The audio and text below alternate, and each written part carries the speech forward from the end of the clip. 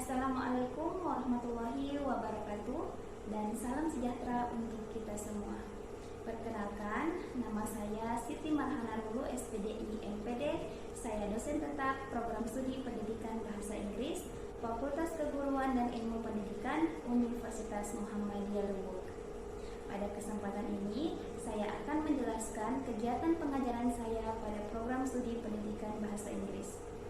Saya mengampu mata kuliah English Curriculum, Lesson Plan, Assessment and Evaluation, dan Teaching English as Foreign Language. Tentunya, mata kuliah yang saya ampuh adalah sesuai dengan bidang keilmuan saya. Pada video ini, saya akan menjelaskan salah satu mata kuliah yang saya ampuh, yakni mata kuliah English Curriculum, di mana mata kuliah ini adalah mata kuliah wajib yang berada di semester 3 dan memiliki bobot 3 SKS. Pada mata kuliah ini, mahasiswa diharapkan memiliki pengetahuan dan keterampilan memadai dalam mengembangkan kurikulum atau standar isi, silabus, rencana pelaksanaan pembelajaran, dan bahan ajar. Mahasiswa secara aktif mendiskusikan konsep-konsep dalam kurikulum dan penerapannya di lapangan. Dan adapun capaian pembelajaran pada mata kuliah English Curriculum adalah memiliki pengetahuan dan mengembangkan kurikulum, silabus, RPP, dan bahan ajar, dan mampu mengembangkan dan mengaplikasikan kurikulum, silabus, RPP, dan bahan ajar. Untuk mencapai tujuan pembelajaran, sangat perlu memperhatikan bahan ajar dan materi pembelajaran. Pada mata kuliah ini, saya menyusun materi ajar berdasarkan referensi-referensi yang sesuai. Di antaranya adalah buku dari Brown yang berjudul The Element of Language Curriculum, dan ada juga dari Richard yang berjudul The Element of Language Curriculum, dari Richard yang berjudul Curriculum in Language Teaching, dan dari Woodward yang berjudul Planning Course and Lesson. Beberapa materi pembelajaran dalam mata kuliah ini adalah Curriculum Development in Language Teaching, Syllabus Design, Lesson Planning, Prota dan Promise, Goals and Objective, Material in Language Teaching, Language Testing, Teaching, and Program Evaluation. Dalam situasi pandemi, saya menggunakan platform Zoom Meeting, Google Classroom, dan WhatsApp untuk mendukung proses belajar mengajar. Berbicara tentang metode pembelajaran yang saya aplikasikan pada kegiatan proses belajar mengajar, saya menggunakan metode theory, metode discussion, dan metode project-based learning. Dengan menggunakan metode ini, mahasiswa diharapkan mampu memahami materi di setiap pertemuannya dan mampu meningkatkan interaksi antara dosen dan mahasiswa. Terkait sistem penilaian mahasiswa, di awal pertemuan pada kontrak perkuliahan, saya telah menjelaskan bahwa sistem penilaian berdasarkan tugas mandiri sebanyak 20%, ujian tengah semester sebanyak 30%, ujian akhir semester sebanyak 40%, dan tidak lupa memperhatikan partisipasi dan kehadiran sebanyak 10%. Siswa yang mengikuti semua kegiatan pembelajaran akan mendapatkan nilai plus, dan sebaliknya, mahasiswa yang tidak memperhatikan kegiatan pembelajaran akan mendapatkan pengurangan nilai sesuai dengan kontrak yang telah dibicarakan pada awal pertemuan. Selanjutnya, saya akan menampilkan salah satu video pembelajaran pada mata kuliah yang saya ampuh, yaitu mata kuliah English Curriculum.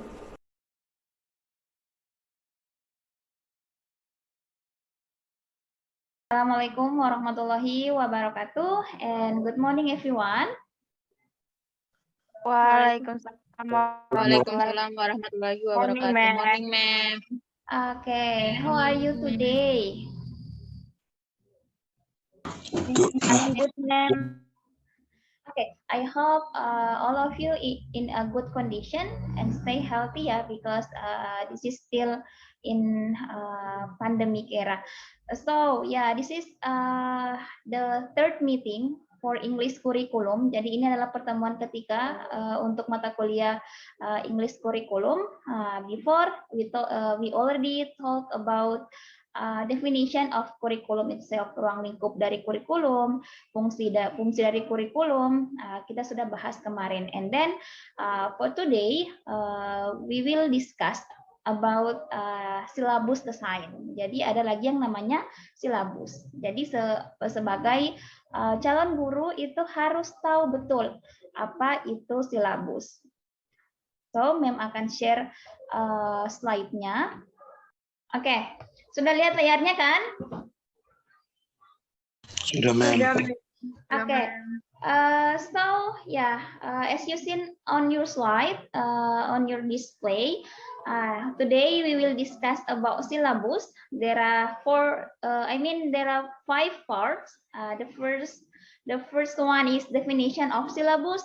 The second one is differences between syllabus and curriculum. The third one is guidelines in preparing syllabus. The fourth one is things to be considered in making syllabus, and the last one is format syllabus. Jadi ada 5 bagian ya yang akan kita diskusikan untuk hari ini. So move to the first part. Jadi di sini I'm already put 3 definition of syllabus. Yeah, the first one is the syllabus is a document that communicates information about specific academics, courses, or class and defines expectation and responsibilities. And then there is come from Brown in 1994.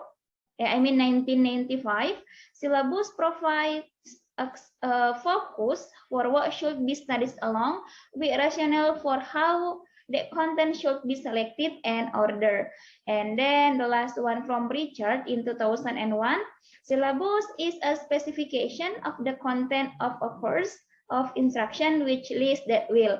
Jadi from the definition of syllabus, we can conclude that syllabus itu adalah spesifik informasi atau informasi khusus dalam menjelaskan apa saja courses, apa saja mata pelajaran yang akan kita program ke depannya. Jadi itu bisa kita conclude like that. Itu ya, jadi silabus itu berisi informasi-informasi tentang mata pelajaran yang akan kita ajarkan kepada siswa kita. And I believe that all of you masuk di pendidikan bahasa Inggris itu akan mau jadi guru. And then move to the next slide.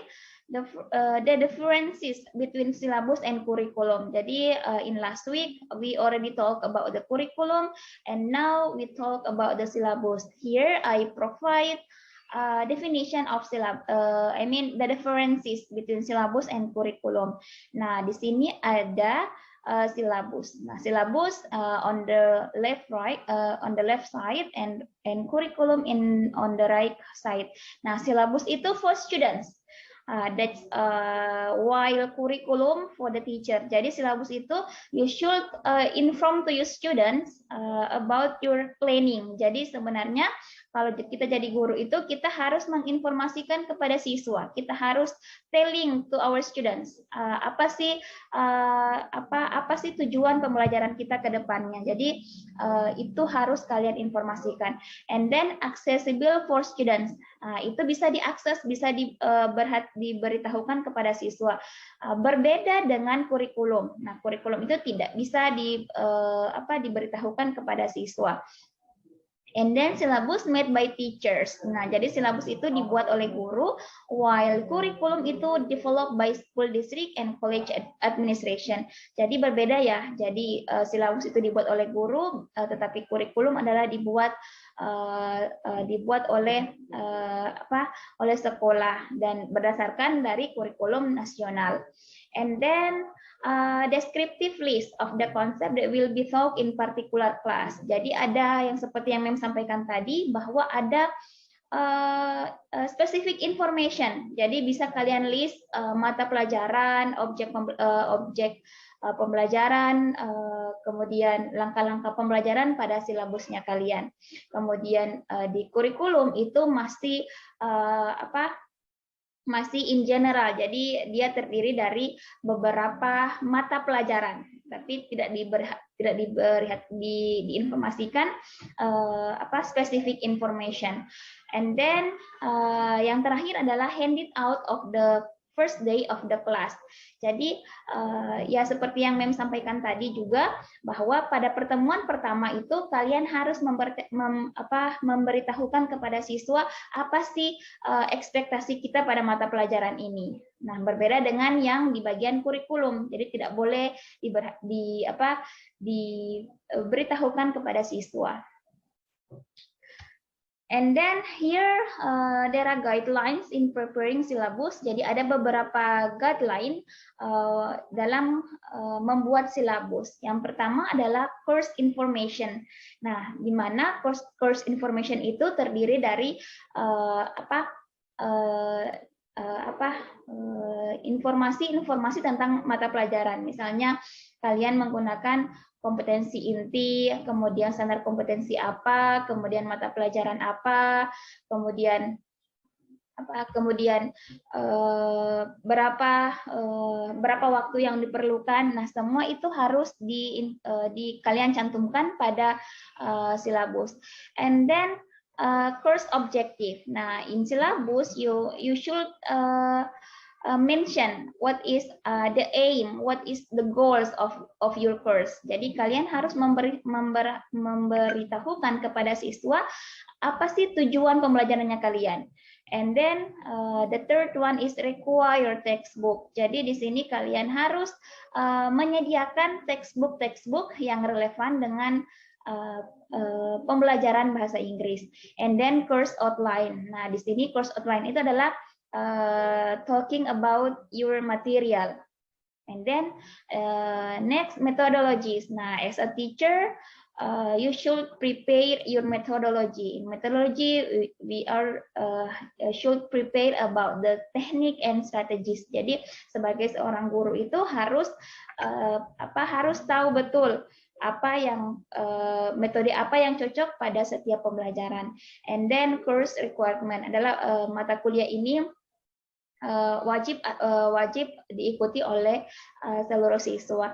And then grading system. Nah, grading system ini talking about the way you assess your students. Jadi ada sebelumnya kita sudah membahas bahwa ada 3 hal yang perlu di-assess dari students. Yang pertama adalah dari segi kognitifnya, kemudian dari segi behavior, dan dari segi psikomotoriknya. And then ada yang namanya classroom policies. Jadi ada kebijakan-kebijakan dalam kalian punya kelas. And then the last one about the consultation hour. Nah, di sini di silabus juga kalian harus mencantumkan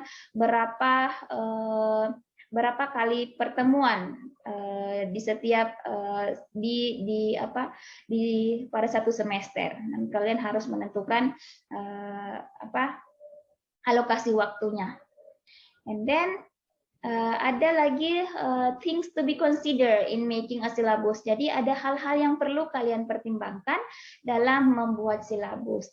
Pertama adalah the students wants. Jadi di sini kalian harus memperhatikan apa saja kebutuhan, apa saja bakat-bakat dari siswa. And then the learning style. Jadi tadi kita talking about methodologies. Jadi every students itu punya learning style yang berbeda. Jadi bagaimana kalian menentukan metode yang pas, strategi yang pas dalam setiap kalian mengajar. And then setting out achievable objectives. Tadi juga di preparing itu kita sudah bahas tentang kalian harus menjelaskan apa tujuan pembelajaran. And then ada having clear idea or statement of global goals. Kemudian ada yang bagian kelima, the physical constraint of the environment you will be teaching. Jadi kondisikan dengan situasi kelas yang ada. And then the nature of the course. Jadi in English, seperti yang kalian ketahui, ada empat skill yang harus kalian ajarkan pada siswa. Yang pertama itu adalah skillnya skill listening, and then skill speaking, kemudian ada skill reading, kemudian yang terakhir adalah skill tentang writing. Kemudian the order of the syllabus element. Nah, di sini ada format. Nah, jadi kalian pasti di awal itu kalian sudah bertanya-tanya bagaimana sih format silabus itu sendiri. Later I will show you the format. Kemudian to know how to balance skill system. Nah, jadi kalian tahu bagaimana caranya kalian menyesuaikan. Kemampuan siswa itu dilihat dari tiga domain yang Mem sebutkan tadi. Ada kognitif, ada attitude, and ada juga psikomotorik. And then move to the format syllabus. Nah, di sini Mem sudah prepare, Mem sudah take dua sumber. Nah, di sini dua sumber dari format syllabus. Nah, di sini seperti yang Mem bilang tadi, ada first of information. Nah, jadi di sini ada sekolah. Jadi di sini nanti kalau kalian jadi guru, kalian bisa tulis kalian punya nama sekolah, and then kelas berapa, kemudian kalian harus menentukan alokasi waktunya, dan ini harus sesuai dengan standar nasional ya. Kemudian tahun pelajaran tahun sesuai dengan ketika kalian mengajar. And then chapter berarti itu adalah termasuk dari textbook yang akan materi pada textbook yang akan kalian ajarkan. And then KI. Nah, di sini kompetensi inti. Nah, kompetensi ini inti ini jangan khawatir, di kurikulum itu kalau kalian sudah jadi guru, di kurikulum itu sudah dijelaskan di setiap mata pelajaran itu apa kompetensi inti dari setiap mata pelajaran. And then begitu pula juga dengan kompetensi dasar. Jadi sudah ditentukan kompetensi dasar berdasarkan dari standar nasional. Kemudian materi pokok dan materi pembelajaran. Nah, ini yang perlu kalian susun berdasarkan dari textbook yang kalian pegang. Jadi materinya kalian susun dari materi pertama sampai dengan materi terakhir. Kemudian kalian juga perlu menyusun yang namanya kegiatan pembelajaran. Nah, di sini guru melakukan apa, guru sebagai apa. Jadi di sini kalian di bagian kolom kegiatan pembelajaran itu kalian harus jelaskan the step of your learning. And then about penilaian atau assessment. Nah, di sini tidak hanya dari segi kognitif yang kalian nilai, ilmu pengetahuannya, tetapi kalian juga harus melihat dari segi keterampilannya atau psikomotorik. Kalian juga harus melihat dari sikap dari siswa itu. And then ada sumber belajar. Nah, ini ada beberapa sumber belajar, boleh menggunakan handed book atau e-book yang sudah diberikan oleh sekolah. And then ada lagi format yang lain, ini seperti ini. Mata pelajaran apa, kelas berapa, kompetensi apa, kemudian KI-nya apa, kalian harus susun. Kemudian kompetensi dasar apa, materi pokok, pembelajaran, penilaian, alokasi waktu, dan sumber belajar. Actually, format dari silabus itu hanya seputaran ini ya, mata pelajaran, kelas, kompetensi inti, kemudian kalian paparkan apa kompetensi itu, kompetensi intinya, kemudian kalian menjelaskan apa kompetensi dasarnya, kemudian materi pokok, kemudian pembelajarannya apa, penilaian, alokasi waktu, dan sumber belajar. Nah, ini silabus ini perlu informasikan bahwa silabus ini dia per semester ya. Jadi kalian susun itu per semester. Kalau untuk perharinya nanti kita akan bahas minggu depan. Itu yang biasa disebut dengan lesson plan atau rencana pelaksanaan pembelajaran. Jadi itu ya, itu tentang definisi dari silabus, dan Mem juga sudah memberikan format silabus. Jadi Mem harap kalian bisa mampu mengetahui apa itu silabus dan bagaimana format silabus. Minimal kalian mengetahui bagaimana format silabus itu. And then, nah di sini untuk menambah referensi kalian, mem provide references. Jadi mem ambil referensi dari Brown, jadi judulnya The Elements of Language Curriculum, dan dari Richard yang berjudul Curriculum Development in Language Teaching. Jadi bisa kalian download atau bisa minta filenya ke mem. Oke, so this is my explanation about syllabus. Jadi ada 5 ya, ada definition of syllabus, ada guideline, kemudian ada formatnya, kemudian ada yang harus perlu dipertimbangkan dalam menyusun silabus. Dan here any questions. Nah, jadi siapa tahu dari teman-teman ada pertanyaan tentang materi kita pada hari ini terkait dengan silabus. Nah, kita masih bahas silabus in general ya. Jadi nanti later on the next meeting kita akan bahas lebih dalam lagi tentang silabus. Dan mem harap kalian mampu membuat. So ada pertanyaan terkait silabus. Mem. Oke. Oh ya, ini kameranya mati semua. Oke, sepertinya jaringan. Gafri, oke, please. Okay, ma'am. My question is, why do the teacher have to arrange syllabus? Okay, yes. Why do the teacher needs to arrange the syllabus? So before I answer your question, there's another question. Me, ma'am, Naomi. Okay, Naomi, silahkan Naomi. Jadi yang saya mau tanyakan itu, is there a standard requirement for format of syllabus? Oke, jadi apakah ada standar ya? Apakah ada standar atau format yang wajib ya? Yang wajib untuk penyusunan silabus. So ada 2 pertanyaan ya, guys. Ada yang bisa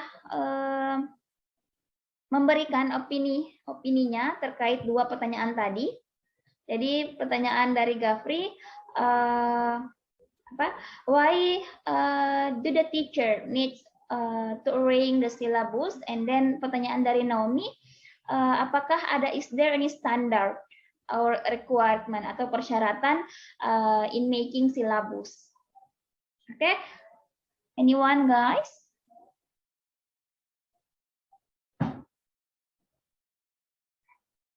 Oke, ini layarnya mati, dadah. Oke.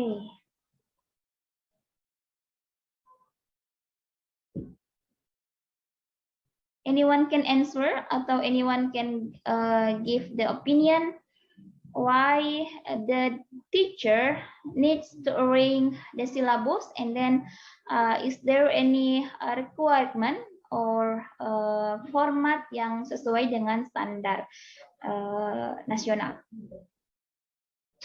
Oke. Ada ya. Okay, so I will answer the questions from the Gafri. Ya, kenapa guru perlu menyusun yang namanya silabus?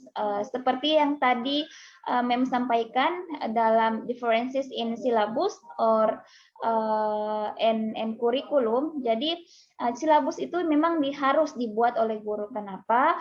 Karena dalam silabus itu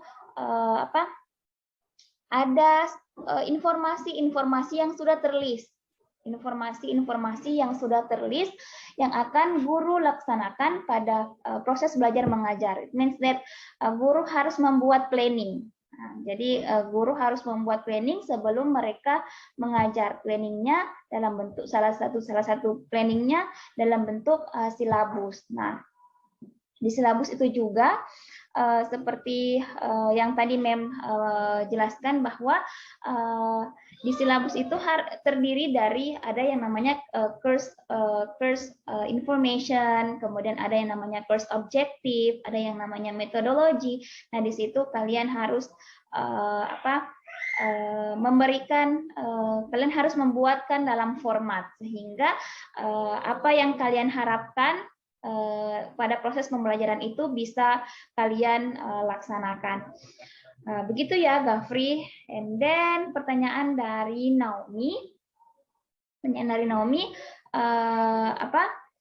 Tentang is there any requirement? Jadi tadi Mem sudah berikan dua format ya, dua format dari silabus itu sendiri. Yang pertama sebenarnya standar format yang sesuai dengan sesuai dengan standar nasional itu ada. Hanya saja pemerintah itu memberikan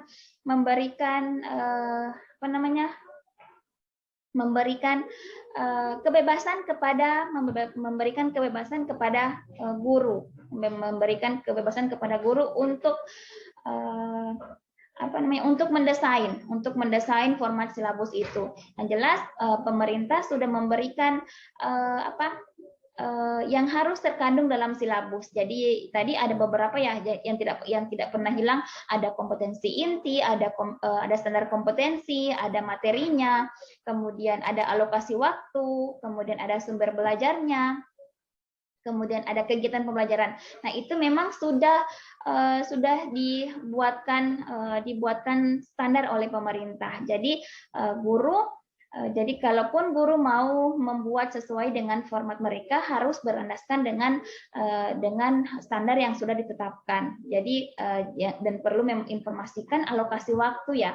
Tentang alokasi waktu itu sudah memang sesuai dengan standar nasional. Jadi untuk mungkin kalian agak bingung ya. Jadi di SMP kenapa hanya 40 menit, kemudian di SMA dia 45 menit dan di perkuliahan itu 50 menit. Nah, itu sudah dijelaskan dan sudah tercantum dalam undang-undang ya. Ya, jadi ada format dari pemerintah untuk membuat silabus itu supaya seragam, tapi tetap diberikan kebebasan kepada guru untuk mengembangkan silabus itu. Jadi begitu ya, Naomi sama Gafri ya. Dan ada lagi pertanyaan.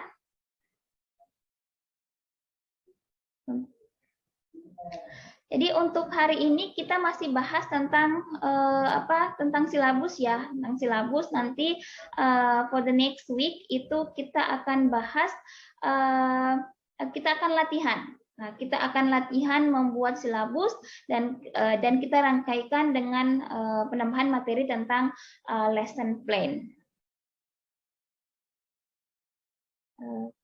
Dan sepertinya tidak ada lagi pertanyaan ya. Oke. Jadi Mem rasa cukup sampai di sini pertemuan hari ini. I think all of you sesuai dengan Mem punya course objektif hari ini, bahwa kalian mampu memahami apa itu silabus dan bagaimana format silabus itu sendiri.